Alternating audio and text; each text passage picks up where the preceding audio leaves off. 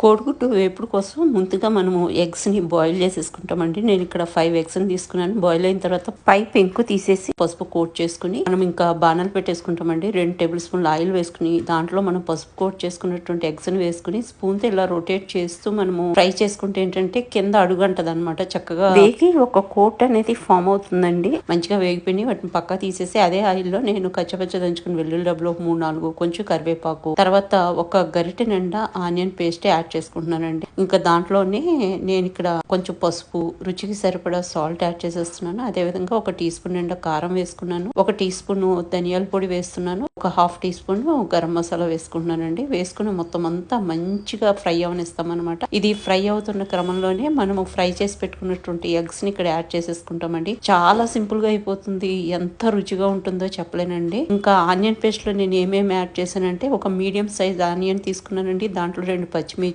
అదేవిధంగా 1 table spoon అల్లం వెల్లుల్లి పేస్ట్ వేసుకుని నేను గ్రైండ్ చేసుకున్నాను అనమాట. ఎక్కువ ఆనియన్ కూడా పట్టదండి. ఇంకా ఒక 10 మినిట్స్ పాటు మనము లో టు మీడియం ఫ్లేమ్ లో చక్కగా ఫ్రై అవనిస్తే ఇంకా మనం వేసిన ఆయిల్ అంతా పక్కకి సెపరేట్ అయిపోతుంది అనమాట. ఎగ్ ఫ్రై రెడీ అయిపోయిందండి. సర్వ్ చేయడానికి డెఫినెట్ గా ట్రై చేసి చూడండి.